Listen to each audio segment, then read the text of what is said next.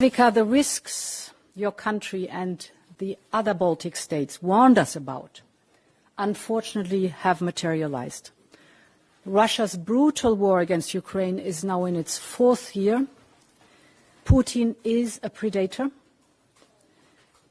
Putin's proxies have been targeting our societies for years with hybrid attacks, with cyber attacks.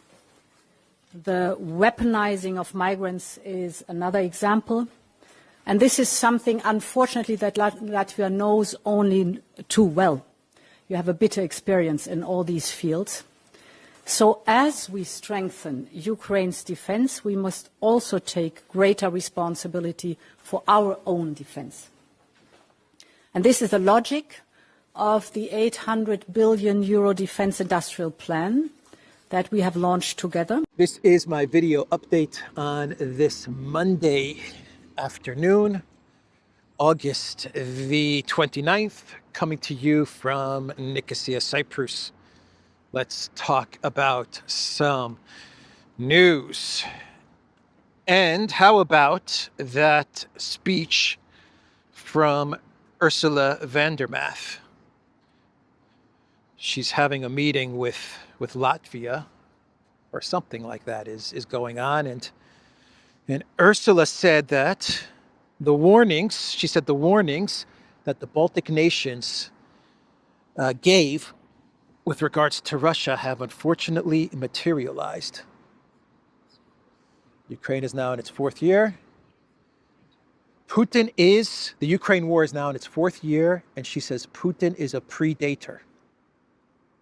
He's a predator, which means that he predates. He predates. He doesn't just date, he predates. Whatever that means. He's a predator. Putin's proxies have been targeting our societies for years with hybrid attacks, with cyber attacks. The weaponizing of migrants is another example. He's weaponizing migrants. Putin is weaponizing migrants. He's been targeting Europe with cyber attacks, with hybrid attacks, cyber attacks, and weaponizing migrants. And Nord Stream. Don't forget Nord Stream. Oh, no, wait. That wasn't Putin. Nord Stream was Ukraine military who were trained by German military. They're the ones that blew up Nord Stream, not Russia. Okay, forget about Nord Stream. Just forget I said that. Just forget I said anything about Nord Stream. Scratch that. So he's weaponizing migrants, Putin. Latvia knows this too well. They have a bitter experience in all these fields, Latvia.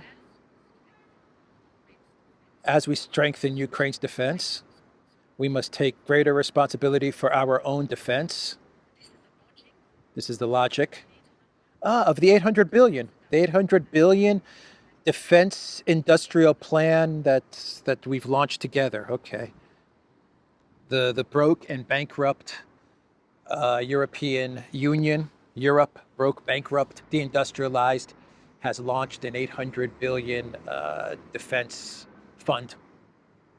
Okay, got it, Ursula.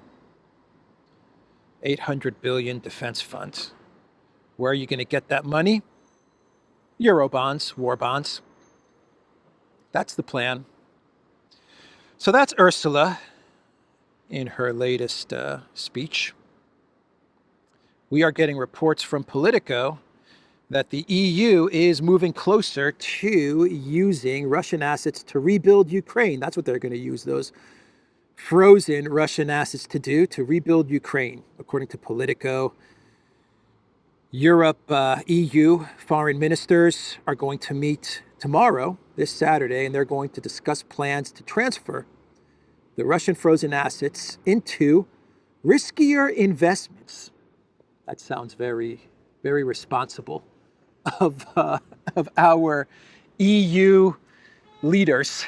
Very responsible to transfer those stolen Russian assets into riskier investments. They want those assets to earn more interest. And they want those assets to earn more interest because they want to plug up some holes, right? That's why they want to move it into riskier investments, because they need to plug up some holes in those Russian frozen assets that they've been dipping into. So let's move it to a higher risk investment vehicle. Let's invest in meme coins. I've been saying this for a couple of months now. Put that 200 billion in a meme coin and watch it go up 1,000x. 1,000x returns. That's right. I've got some meme coins in mind that I could suggest to Ursula that will give the European Union 1,000x, maybe 10,000x returns. Do you guys have any meme coins that you could suggest to the European Commission that will bring big returns for that 200 billion in stolen, frozen Russian assets? So it's a scheme. It is a scheme, and even Politico is calling what is about to happen with those Russian frozen assets a scheme. Actually, Politico says that the European Commission is devising a scheme. Their words, not mine. Here is the first paragraph, for the first two paragraphs from this Politico article. The European Commission is devising a scheme to transfer almost 200 billion in Russian immobilized assets to rebuild Ukraine at the end of the war. Brussels is testing the appetite of national capitals for moving the assets into riskier investments that could generate more profits for Ukraine and amp up pressure on Russia as it refuses to stop the fighting, several officials told Politico. Right, it's Russia that refuses to stop the fighting. So because Russia refuses to stop the fighting, the European Union is devising a scheme to transfer the frozen assets into a riskier investment that will earn more interest, and this will possibly open up the way for the European Union to take the 200 billion instead of just the interest. By moving it into a riskier investment, it will open up the path to just taking the entire 200 billion. It's a scheme. It is a scheme. Supporters also see the scheme as a step toward potentially seizing the assets and handing them over to Ukraine as a punishment for Russia's refusal to pay post-war compensation. Hand that 200 billion over to Zelensky as punishment to Russia. Interesting scheme that the European Commission is devising. Hand over 200 billion to Zelensky and Podolyak. Podolyak, Ursula, she give me 200 billion. This good news. We can buy many homes, Podolyak, eh? Yes, Mr. President, we can buy many, many homes. Good day, Podolyak. Very good day. 10% for the big guy, too, Podolyak. Let's not forget. 10% for the big guy. Mr. President, don't worry about the big guy. He got a big book deal. He's okay. He doesn't need the 10%. We can keep that 10%. So the European Union is negotiating some sort of a plan where they create a 40-kilometer buffer zone in Ukraine. Once again, according to Politico, man, Politico's on fire. So according to Politico, Europe is discussing a 40-kilometer buffer zone in Ukraine. The idea envisions a demilitarized area where peacekeepers could operate to monitor a ceasefire. According to the outlet, it's unclear whether Kiev would agree to such a plan, as it could imply territorial concessions. The U.S. is not involved in these talks.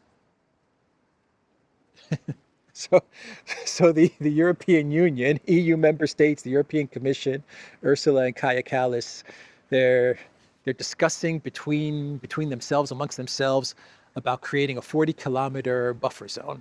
They're not even talking to Ukraine, right? You want us to believe that? So they're not discussing these plans with Ukraine. They're not even discussing these plans with the United States. They're just hanging out in Brussels headquarters, and they're just talking about creating a 40-kilometer buffer zone.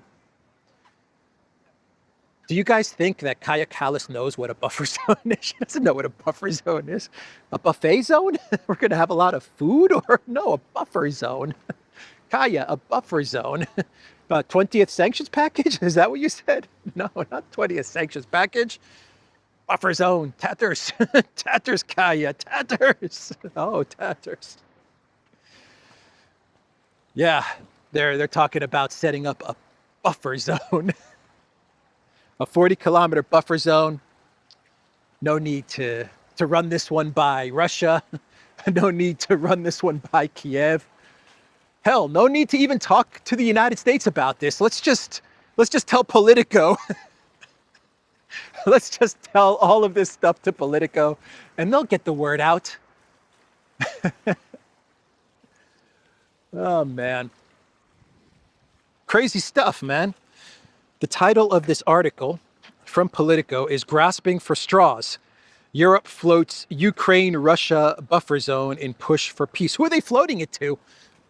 They're not floating it to Ukraine. They're not floating it to the United States. They're not floating it to Russia. They're just floating it between themselves. What do you think about a buffer zone, Kaya? I like it. I like it. How about you, Ursula? It's good. It's Tatter's good. Tatter's good. Costa, you like the buffer zone idea? It's pretty good. Pretty good. Grasping for straws. Yeah, that's a pretty accurate title. Grasping for straws. The hope strategy. So that's news from Politico, everybody. So Scott Bessent, he talked about his plan for the frozen Russian assets. According to Scott Bessent, those Russian frozen assets should be used as a bargaining chip in negotiations with Russia. Has no one told Scott Bessent, the U.S. Treasury Secretary, that Russia's going to go after that money? They're going to definitely want that money, and they're going to take it to every single court on planet Earth to get that money. But they've also written off that money, right? They're not going to forget that money. They're going to want that money back, and they are never going to stop trying to get that money back. But it cannot be used as a bargaining chip. The Russian government, the Kremlin, they already see that money as for the moment, they see that money as gone, just for the moment. Short term gone, but long term, they're going to get that money back. Short term, they've written it off. So I think Scott Bessent is not thinking this through if he believes that in the short term, those Russian frozen assets are going to be used as some sort of a bargaining chip. So Hungary is the only adult in the room. Well, Hungary and Slovakia, the only two adults in the room. They're suing the European Union. They're taking them to court over the use of the Russian frozen assets. Basically, what Hungary is saying in this lawsuit is that the European Union, the European Commission, should not be allowed to take the interest from the Russian frozen assets and send it to Project Ukraine. And Hungary's case hinges on the fact that during many votes, Hungary vetoed the idea of stealing the interest from the frozen assets and sending it to Ukraine to fight the war. And Hungary vetoed this on multiple occasions, but eventually, after 3 or 4 votes, I'm not sure how the voting works in the European Union, but after 3-4 votes, they just ignored Hungary's veto, and they just went ahead and took the interest from the frozen assets and sent it over to Zelensky. The frozen assets generate 1.5 billion euros every year. That's how much the interest that's generated from the frozen assets is 1.5 billion per year. And I believe the European Union has been giving, and the UK, the EU and the UK, they've been giving much more than 1.5 billion per year to Project Ukraine, and they've been attributing it to the Russian frozen assets, or they've been saying that whatever money they give to Project Ukraine, that's backed up by the interest of the Russian frozen assets. So they're in a hole, man. The European Union and the UK, they're in a big time hole when it comes to the Russian frozen assets. And now Hungary is taking them to court. And they're saying you were not allowed to do this because we vetoed this and you bypassed our veto. So we'll see what will happen. Hungary is saying return the money. Put the money back into the frozen asset pot, into the fund where the Russian frozen assets are, because one of these days we're going to have to give that money back to Russia, and Hungary's right. So Hungary also said that Ukraine cannot get into the European Union. If it were to get into the European Union, it would be a deadly blow to the EU. Kiev would bankrupt the already weakened bloc, according to Foreign Minister Peter Szijjártó. He argued that Brussels would have to redirect practically all EU financial resources towards supporting Kiev, while much lower quality agricultural products would destroy European agriculture and the Ukrainian mafia would roam freely in Europe. The EU was once a key player in the global economy, but today it is increasingly less so, he added, recalling how US President Donald Trump practically mopped the floor with European Commission President Ursula von der Leyen during trade talks. He didn't really mop the floor with her. She didn't really do anything, did she?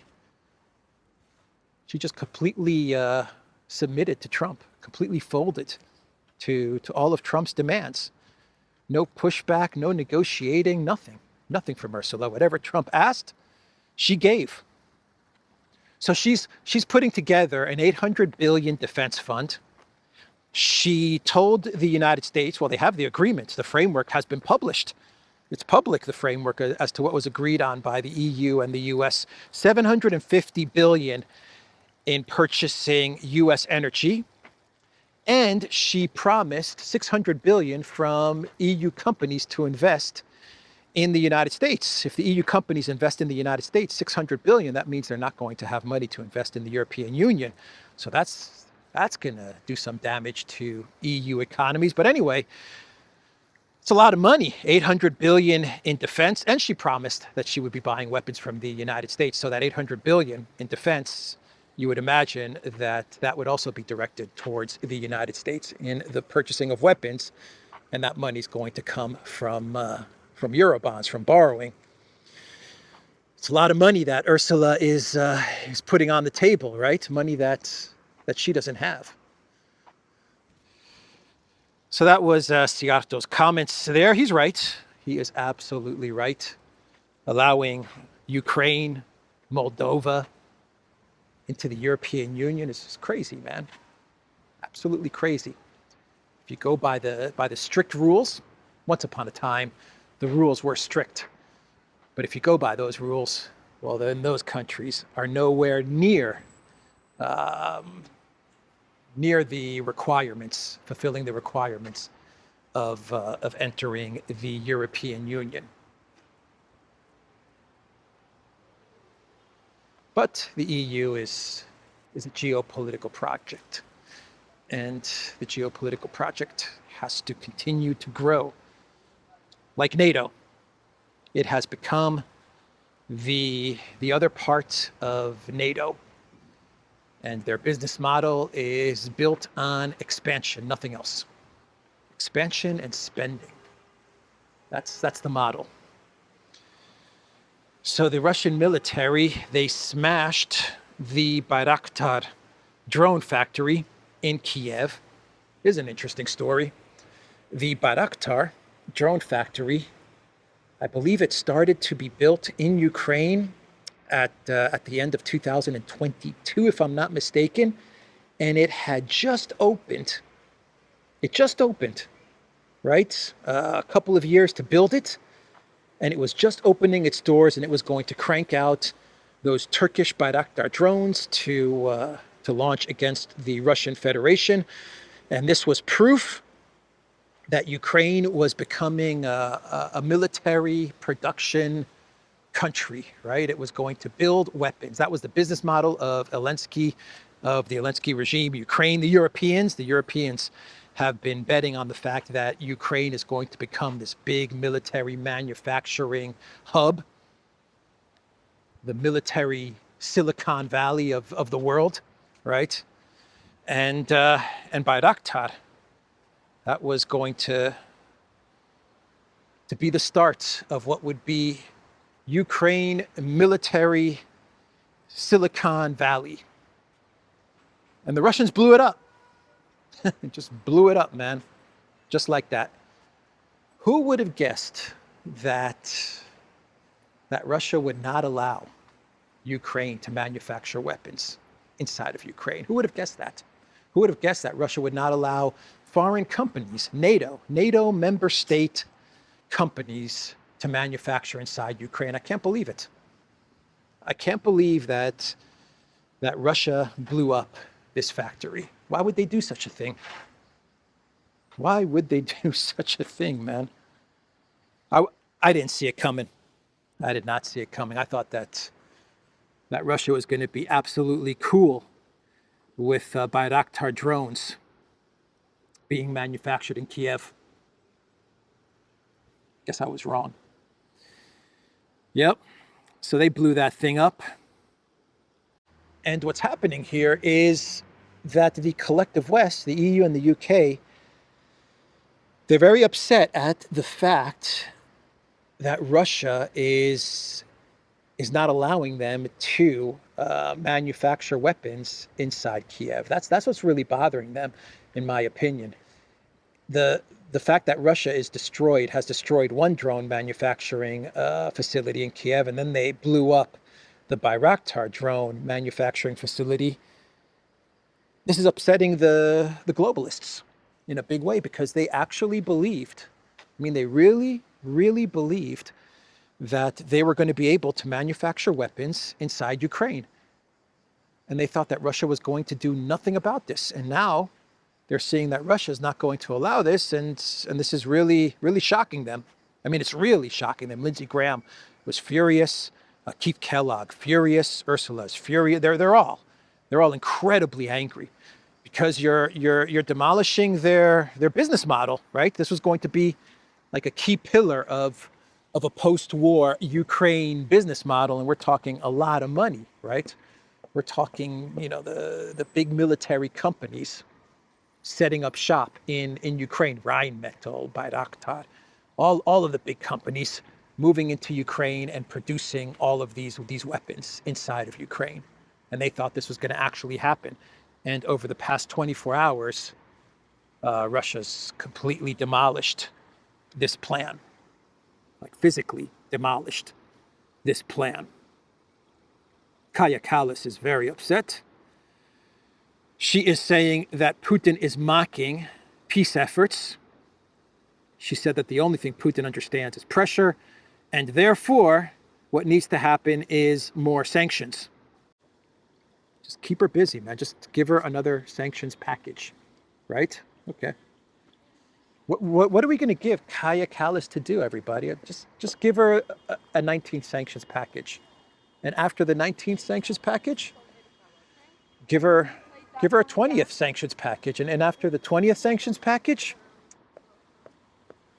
just give her a 21 sanctions package. Just keep her busy, man. Keep her busy. Can't she do anything else? No, she can't do anything else. Just give her a sanctions package. That'll keep her busy for the next couple of weeks. So Ukraine is calling, the foreign ministry of Ukraine is calling on its allies, the collective West, to provide long-range missiles, long-range weapons, so that they can strike Russian military targets. We call on our partners to immediately provide Ukraine with additional air defense capabilities to protect Ukrainian skies, long-range weapons to strike Russian military targets used by the aggressor to attack our country, as well as additional packages of military assistance. So give us money, give us weapons, but give us missiles. You know, yesterday I reported that, or 2 days ago, I reported that Zelensky was telling Trump that he doesn't need Trump's permission anymore to, or help to launch missiles into Russia because Ukraine is now creating they're manufacturing their own missiles, so they don't need the United States anymore. Didn't Zelensky say that? I reported on this like 2 days ago. That Zelensky is telling the United States, telling US President Trump, Mr. Trump, we don't need you anymore. Bye-bye. Bye-bye, Mr. We make own missiles. We launch missiles into Russia. I don't need your permission anymore. And then Trump could say, fine, you don't need my help. You don't need my permission. Go ahead then. That's what Zelensky said 2 days ago. And now the foreign ministry is calling on the collective West, the United States. Of course, that's what they mean. The United States and also the Taurus missiles, which were the Sapsan missiles. Those also got blown apart, didn't they? The Sapsans also got blown apart. Yeah, so the United States, they're calling on the United States to provide missiles so that they can hit Russia. What happened to the Flamingo, man? I thought the Flamingo was the next wonder weapon. So Caroline Leavitt, she was speaking to the media yesterday, the White House spokeswoman. She said that that Trump believes that Putin and Zelensky are not ready to end this war. Looks like Trump finally understands what's going on and that Putin and Zelensky are not going to be meeting. Would have been a good Nobel Peace Prize moment if Trump could be in the center of a Putin-Zelensky handshake. That would have sealed the deal for the Nobel Peace Prize, but it looks like Trump is finally understanding that this is not going to happen. And the reports are that Trump is frustrated with Ukraine and with the Europeans.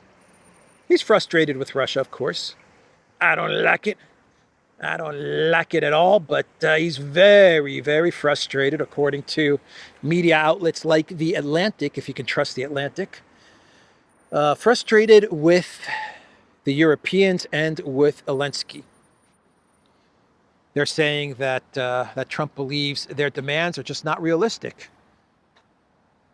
Freezing the conflict, not giving up territory, talking about Crimea, talking about NATO boots on the ground and U.S. troops in Ukraine and U.S. security guarantees and what else are they talking about? No-fly zones and $1 trillion in reparations paid by Russia to Ukraine. All of these demands that they have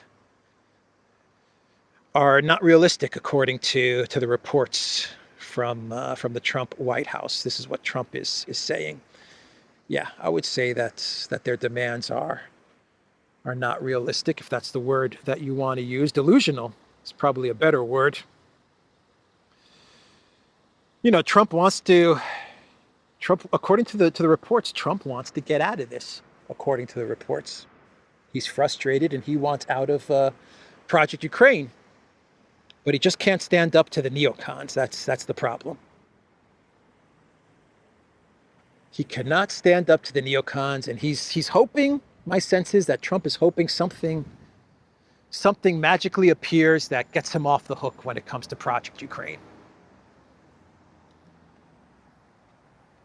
Now the Witkoff timeline is the end of the year. That's the Witkoff timeline. The end of the year, there will be a resolution to the conflict in Ukraine. That's basically the Trump White House saying in 3-4 months, maybe something comes up that gets us out of this mess. And the reason you got in this mess is because you can't stand up to Lindsey Graham and the neocons. If you would just stand up to the neocons, and tell them we're out, no more money, no more weapons, we're completely out of this, then there you go. Rip the Band-Aid off, man. Yeah, Lindsey Graham, the neocons are going to be furious. But you will have the support of the American people. That's a lot more powerful than the neocons, isn't it? To have the support of the American people behind you. But he can't do it. He can't do it. He can't tell Lindsey Graham no. His golfing buddy can't tell his golfing buddy, nope, we're out of Project Ukraine. So he's stuck. He is stuck and he's just buying time, man. Let's wait until the end of the year. Let's see what comes up. Until then, he's frustrated with Putin. He's frustrated with, he's disgusted with Putin. He's frustrated with the Europeans and he's frustrated with Zelensky. Meanwhile, in Germany, the meltdown continues. German unemployment surges. More than 3 million unemployed for the first time in 10 years. Mertz breaking all kinds of records, huh? BlackRock Mertz.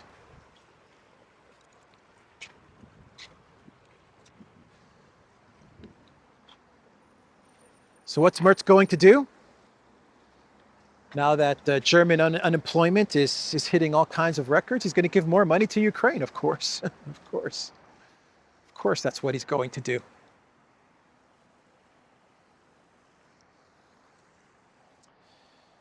We're going to have the Shanghai Cooperation Organization meeting coming up in a couple of days, followed by the Victory Day celebrations in China. And you know who is going to be at these celebrations? Putin, Modi, and Kim Jong-un. Oh man, in person, Kim Jong-un is going to make his way to China and he is going to attend these celebrations. And a lot of heads are going to explode with that photo, huh? Oh my God. The photo of Putin, Xi, Modi, Kim Jong-un. That photo right there is going to cause all kinds of neocon heads to freaking explode, man. Oh my God. That's going to be an interesting event. I'm looking forward to it. It'll be interesting to see what goes down.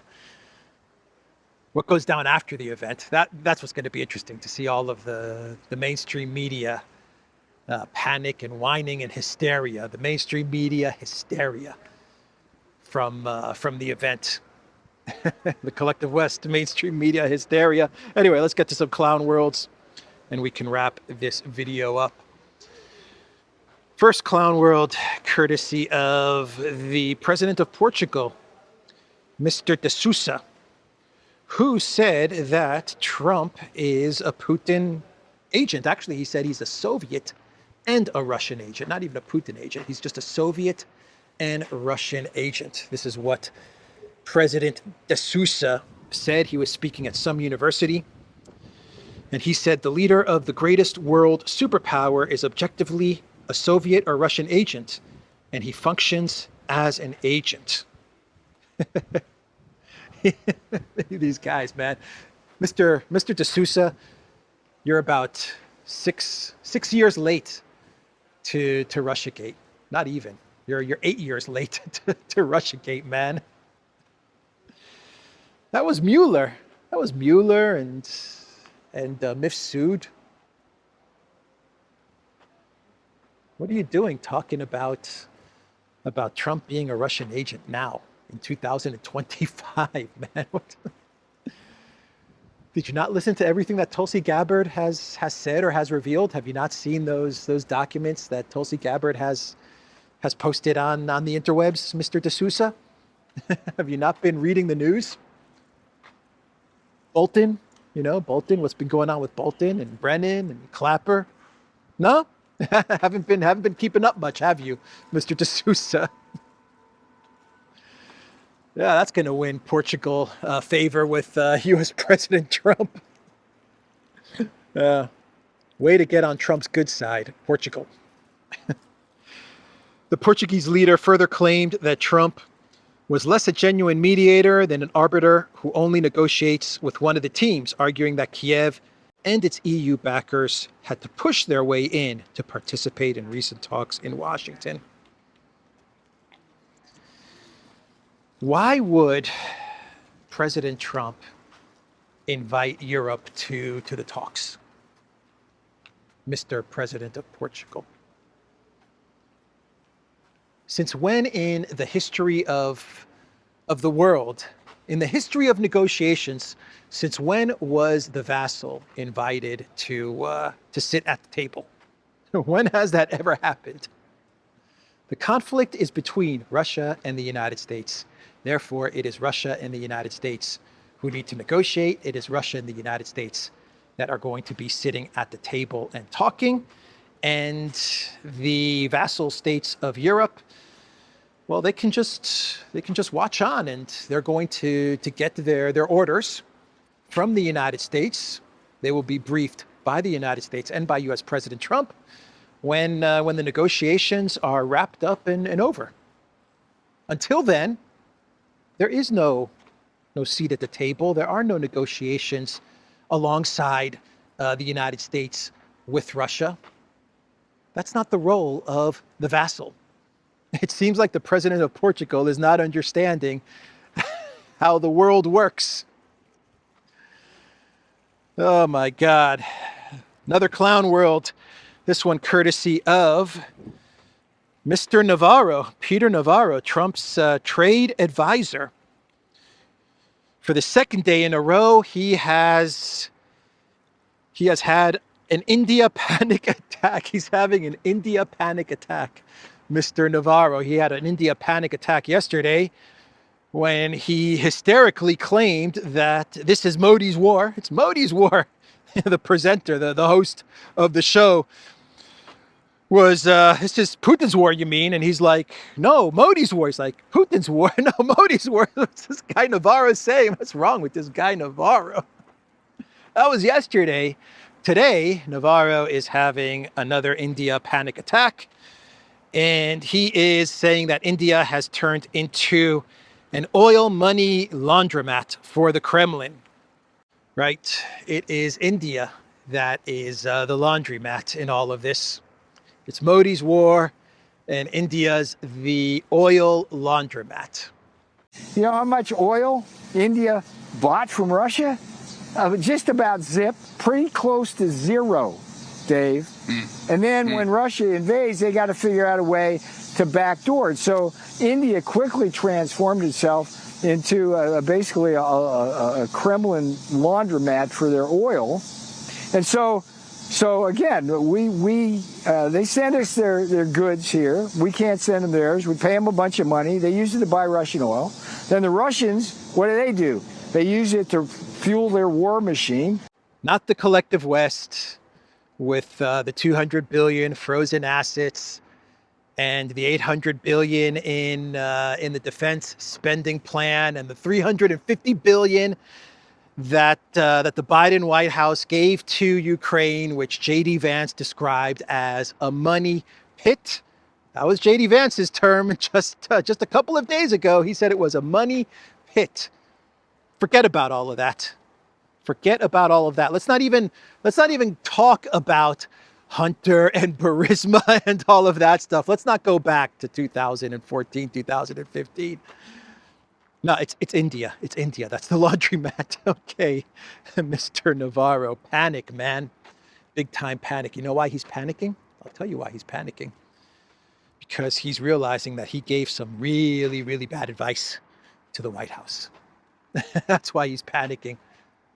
That's why Keith Kellogg is in a panic. That's why Lindsey Graham is in a panic. That's why Navarro's in a panic. That's why Bessent is in a panic.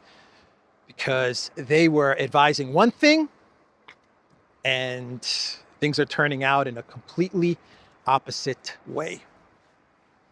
And they're panicking. And they're uniting BRICS. Navarro is uniting BRICS. Yeah. Job well done, Mr. Navarro. Anyway, that's the video, everybody. TheDuran.locals.com. We're on X. We're on Telegram and Rumble, and go to the Durant shop, pick up some merch, like a t-shirt I am wearing in this video. I will see everybody tomorrow. Take care.